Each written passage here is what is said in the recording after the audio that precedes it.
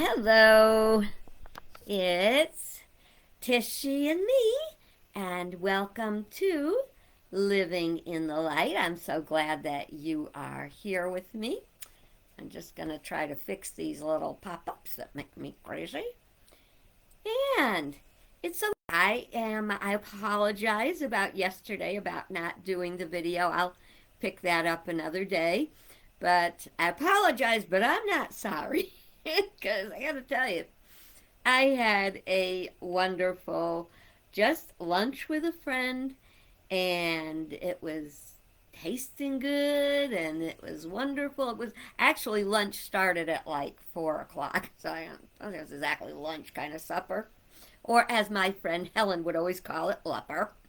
And but we had a really pleasant time, and then we came back and we watched one of my favorite movies that I have to watch every Thanksgiving. It's that special to me. And I love it. My inner goal every year is to share the movie with a friend that has never seen it before. So it's called Pieces of April. And if you have Prime Video, it's free. If you don't have Prime Video, I think you can rent it on Amazon for $3.99, but I'm not sure how that works because I have Prime. So, but it's a quirky movie. It's kind of odd. It's poignant. It's funny, and it's heartwarming. So that's a 2 thumbs up for Pieces of April, which you can, if you're a member of Prime, it's free. If you're not, it's $3.99. So that was a little jump into the holiday. And so we're going to start, of course, with the National Day calendar. And today is National Espresso Day. It is National Eat a Cranberry Day. And as the holiday gets closer, we're getting more and more input about cranberry sauce, and do you eat it, and why do you eat it, and how do you eat it, and how can you eat that stuff in a can? I love the stuff in a can. But for me, when I was a child, we ate the stuff in the can, and I loved it. And back in those days, I wasn't a vegetarian. And the day after Thanksgiving, I mean, the best lunch ever was a hard roll with turkey and a little bit of stuffing on the top of that, and a little bit of cranberry on top of that. That cranberry slice, mush it up on the top, and some mayo. I'm almost drooling thinking about it. Not about the turkey, but all the rest of the stuff, which I still eat on sandwiches, only I'll have a sliced up tofurkey or other meat substitute that I can enjoy. That's my holiday. And I told you before, I think I was going to make it because uh, I make the whole berry sauce, and it's so simple. And people are saying like, "Well, what do you do with it when you're done?" And I think I said this the other day. Just a reminder. I'm going to tell you what I'm going to do with it tomorrow. I'm going to mix some of the cranberry sauce with cream cheese and stuffed celery. I think that will be stunning and delicious.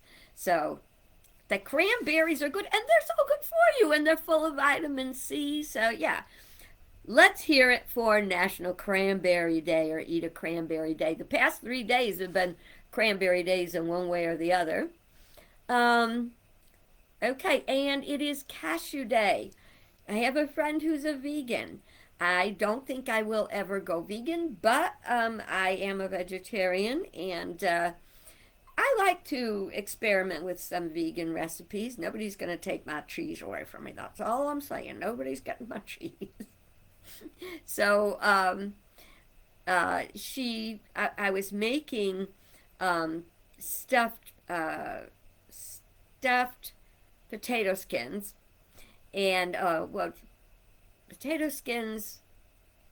I guess it was with the works or something, and one of those works is sour cream, and she's a vegan, so she didn't eat that, and she didn't eat the cheese. So I found some vegan cheese without a problem for her. I've tried it for, doesn't work for me, but it works for her. and she made a cashew sour cream. Cashew cream. And she said it lasts like 7 days in the fridge. And so it's made with cashews. I asked her for the recipe, but she didn't get back to me yet. So sorry about that. If I think of it, I'll add it. You can ask me in the comments to, you know, to give you the recipe. As you know, I cannot see your comments when I'm online. Hang on, something said comments, but I can't see anything. I'm going to drop this down and see if that is a function. Nope, it is not. So that was my wishful thinking for this subject. Oh well. So anyway, today we're going to be talking about keep it bright, shine your light. That's how we're going to have a happy holiday season. There's a number of things that will help very much. And the first thing is slow it down. Take your time. Less is more. You know, it's like, well, it wouldn't be Thanksgiving without this, and it wouldn't be Thanksgiving without that, and it wouldn't be that. You know what? It'll still be Thanksgiving. You can find the most, you know, the recipes you most like, and just make those. There are things that are very traditional in my Thanksgiving, and aside from the turkey, which I don't eat, the cranberries, sweet potatoes, mashed potatoes. I know, two kinds of potatoes, but it's Thanksgiving. Stuffing, a protein, which for me is like it's going to be chicken nuggets, vegetarian chicken nuggets this time around, and excuse me. So those are the things I like. Another thing that is a big part of my holiday, and I just realized I forgot to get it, is tangerines. And another is stuffed dates. I can stuff dates watching TV. You know, you just stuff them with peanut butter or Nutella or pieces of nuts. Some people stuff them with cream cheese. Maybe cream cheese with cranberries in it. So stuffed dates are wonderful. They're good for you. They're full of vitamins and fiber. So keep that in mind. But you don't have to make it all. So I'm not going to have the tangerines. I'm not going to have the tangerines. As far as I know, the world is not going to collapse because I didn't have tangerines for Thanksgiving. All right? So you can slow down. And you want to know that basically this is all in our minds. Whether our holiday is wonderful or whether it's painful or sad or whatever, it depends on how we're going to frame it in our mind. In Unity, we teach that the thoughts you hold in mind produce after their kind. After their kind means like it. If we're thinking happy thoughts, we're going to create happiness. If we're thinking sad thoughts, anger thoughts, fearful thoughts, we're going to create that. That's going to become our memory. It's going to become what we do. So we want to say, well, what are you holding in your mind? Are you presetting your mind? Are you prejudicing the day already when it's not here about, you know, uncle whatever, you know, causing a political argument or so and so bringing, you know, jello salad that nobody wants to eat, or any negative thoughts about anybody. The last, you know, if you had a falling out with a relative, right before this came on, and I had to pull myself together to do it. But there was a song on about there'll be no scars in heaven. And it's about someone that lost someone they love, which most of us have at some point. And of course, I thought of my Sammy. And it was tough because you do. you do have, sad things that happen, but you can't chew it up and chew it up and think about how awful it is, and I wish they were still here. What if I'd done something differently? What if they'd eaten differently? Why didn't they stop smoking? Why didn't they? Whatever the thing is, chewing it and chewing it and chewing it is not going to help it. It's like food. We ingest it, which means we take it in. We take in experiences, okay? Whether they are good, bad, ugly, stupendously wonderful, we take them in like food. We ingest. And then we digest. We break them down. We understand what made it happy. How did it work? Why was it so wonderful? How can I do that again? How can I create that energy again? And then we assimilate it. We bring it into our life. Now, in the case, if you lost someone and you have any regrets about it, and you don't want to be chewing it up for the rest of your life, assimilate it, break it down, and then assimilate it, digest it and assimilate it, understand it, and pick up new things. If you said, if I'd only done this, I'd only done that, well, fine, then do it differently starting now. That's it. Because they don't want you spending your life regretting anything you did or didn't do, or how you did or didn't do it. They're doing their own thing where they are. And that doesn't mean we're not going to see them again. It doesn't mean that, we're here to learn our lessons. And the love that we hold between and among each other is the ties that bind.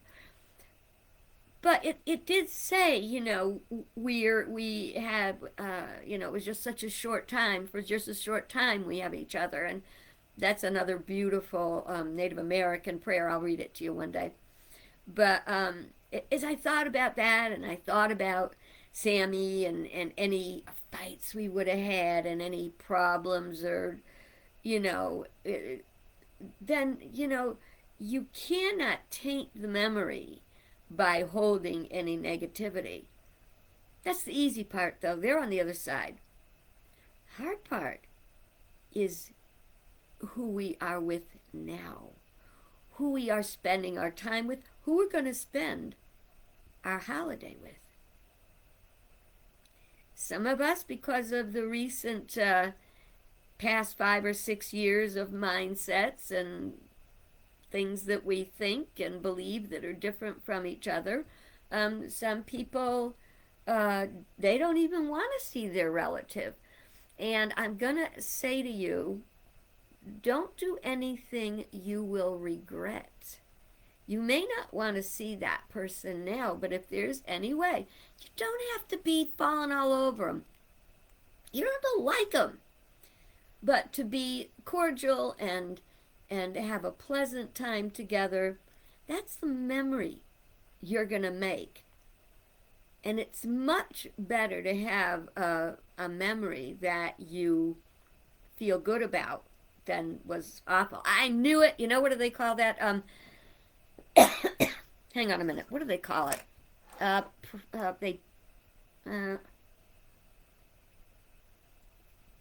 predetermined outcome?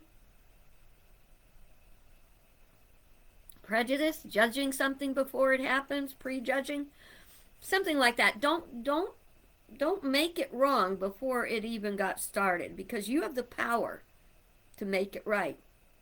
You have the power to make it right through your thoughts and feelings. This is all in our minds. So if we hold thoughts in mind, we want to keep them positive. Remember day before yesterday when we talked about endorphin and adrenaline? Try to stay high on adrenaline. No. Stay high on endorphin. Stay high on the good things. Conversation starts to go in a bad direction. Start turning it on to remember the time, blah, blah, blah, blah, that was positive. You just keep turning the conversation to something positive. And if someone is determined and you've said, I'm not going there, it's a holiday, I want to enjoy you, I want to be with you, if you have to walk away, say, what, I ate too much, I have to go for a walk. Or, I got to go for a walk to stimulate my appetite, whatever it takes. And as long as it's not raining and snowing and miserable, you can take a walk. And whatever you have to do to get away from the negativity that is tempting you. Ooh, how those adrenaline rushes tempt us. Ooh, how we think that the world will stop if we don't get to express our opinion. No, the world will keep going if you hold your opinion to yourself and maybe wait till one day the other person's going to be, more open to receiving what you have to say. So some of the problem with, our fears or concerns about our holidays, especially Thanksgiving, we're just going into it, um, are how are we going to cope with the people in our lives?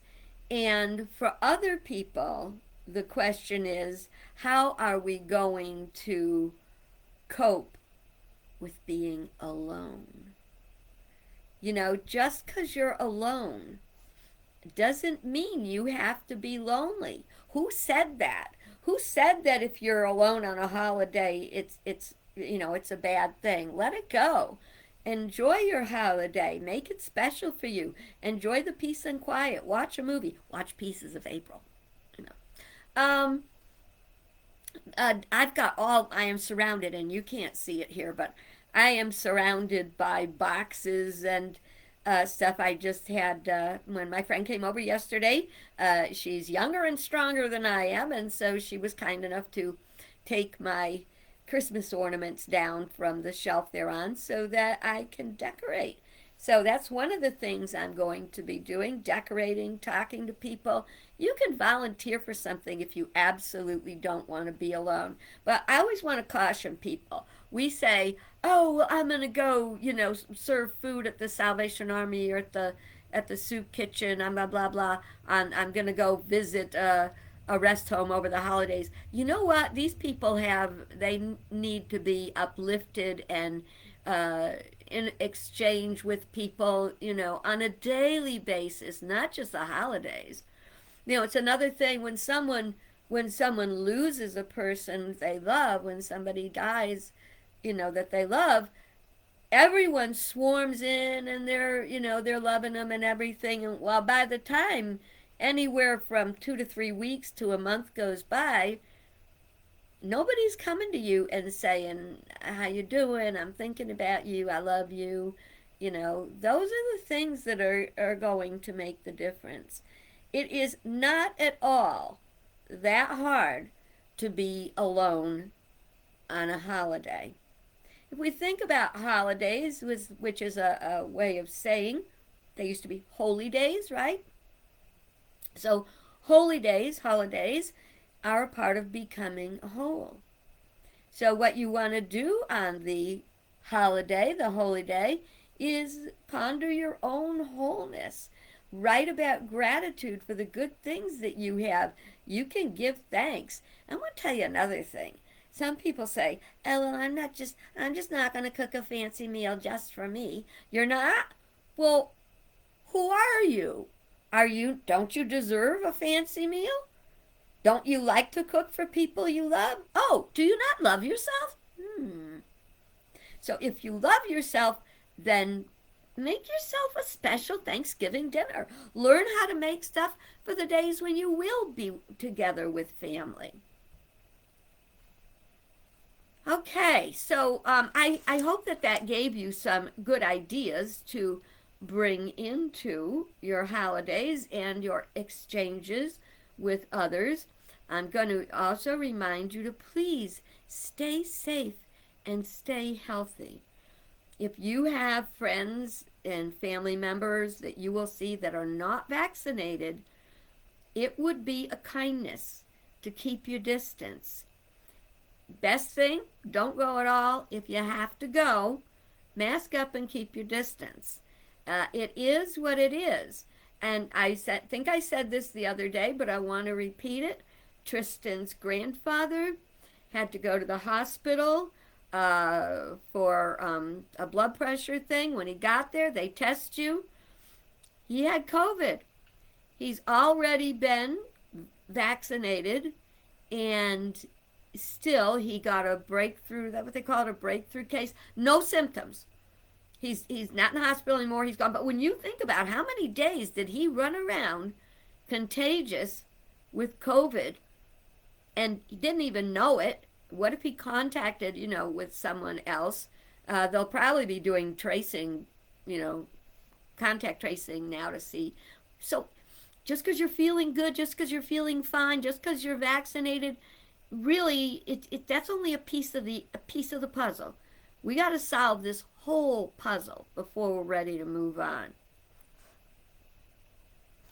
On the other day, day before yesterday, I began telling you about the St. Francis, the prayer of St. Francis, which actually, just so you know, St. Francis didn't actually write it, but they credit it to him, and whoever it belongs, the credit belongs to.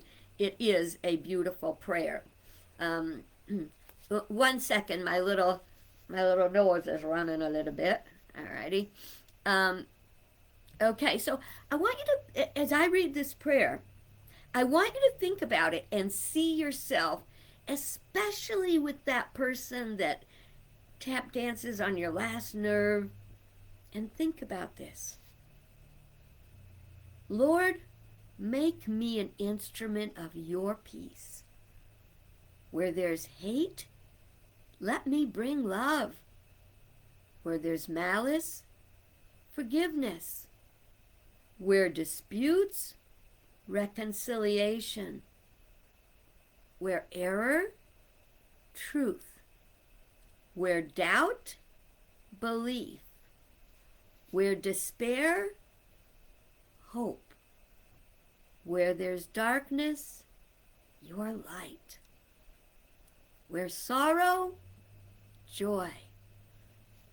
O Master, let me strive more to comfort others than to be comforted, to understand others than to be understood, to love others more than to be loved. For he who gives receives. He who forgets himself finds. He who forgives receives forgiveness. And dying, we rise again to eternal life. And when I do that prayer, I actually say dying to self, dying to it's all about me, and being reborn in the truth of our oneness. So I hope you like that prayer. You can find versions of it online with no problem. So if you liked it, look it up. Maybe whoever's going to do grace at the table on Thanksgiving could say that prayer. Couldn't hurt. So now I have a request from you, of you. I got a brilliant idea as I was going through this season, starting this season. And I want to, I'm inspired to write a new book. And the book I'm going to write is going to encompass what most of us have experienced, which is a best worst Christmas ever. Now, I put that request out in on Facebook, and it was really misunderstood. So I'm going to make sure you know what it is. The best worst Christmas ever is when you think this is the worst Christmas ever, but over time you see and experience how good it really was in retrospect. Now, my quick story about a best worst Christmas ever was when I was living in California. I'd not yet sold. I just moved out there. It was my first Christmas there. I had Mimi with me, and my boys did not go to California. And so it was going to be my first Christmas with just the two of us. And we had very little money. The house hadn't yet sold, and I was working a job I'll talk about some other day that I worked for like 2 months without getting paid, doing very strenuous, difficult work. But we'll talk about that another time. But anyway, because I do believe I prosper. So anyway, we didn't know what we were going to do because I was away from the people I loved.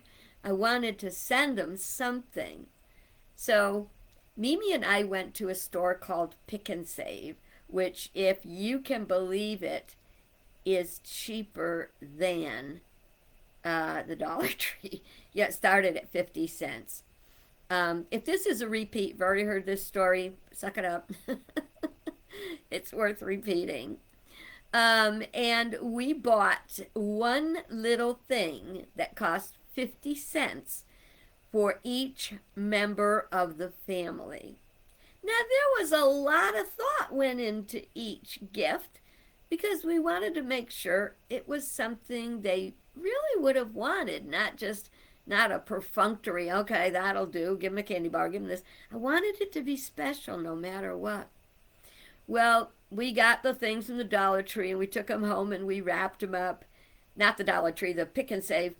We brought them home, wrapped them up, and put them in the stocking, and it barely filled the foot. I mean, that was a big stocking. We're like, oh my gosh, so what are we going to do? We got this big empty stocking. So we made popcorn balls that were some of the most delicious popcorn balls. They were made with molasses, and they were some of the best popcorn balls I ever had, ever. They were delicious. And we packed it up, sent it to my sister, and she had the whole family getting together at her house in those days. And so I opened when she called me, and she said when she opened the box, that this fragrance came out from these popcorn balls, and it was so wonderful. And then we were on the phone with each person open their silly little 50-cent gift. In the end, that was real meaningful because we really thought about the people. And even though we didn't have much to give, we gave what we could. And I will never forget the joy of that best, worst Christmas ever. I invite you to think about what was your best, worst Christmas ever.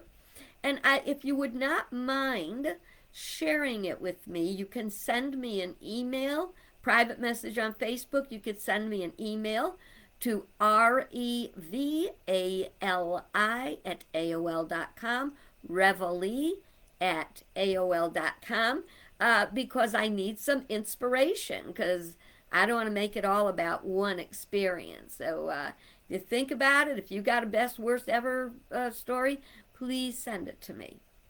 And that's it for today, and I hope you have a great Thanksgiving. Will I be on tomorrow? I'm not sure. I think I will. It depends what time Mimi and I are supposed to have our Thanksgiving Zoom dinner together. So who knows? May be here, may not. But whether I am or whether I'm not, I pray that you will have a wonderful and happy holiday. And I will talk to you real soon. Bye-bye.